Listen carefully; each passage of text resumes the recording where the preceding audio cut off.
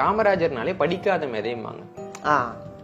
சரிங்களா? காமராஜர் வந்து படிக்காதவர் கல்வி கொடுத்தாரு எல்லாம் சொல்றாங்கல்ல. காமராஜர் வந்துட்டு தொடக்க கல்வியை தாண்டினாரா இல்லையா? அதை தாண்டினாரா இல்லையா? தாண்டி இருக்காரு இல்லைங்களா?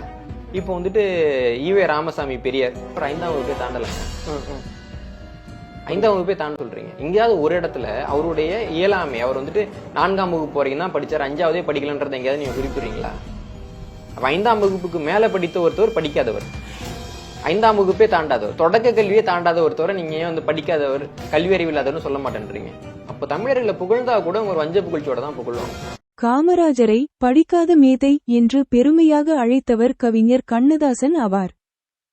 பின்னணி முறைப்படி பள்ளிப்படிப்பை பாதியில் நிறுத்தினாலும் ஆழ்ந்த பொது அறிவு மற்றும் அனுபவ அறிவு கொண்டிருந்ததால் அவரை படிக்காத மேதை என்று கவிஞர் கண்ணதாசன் குறிப்பிட்டார்.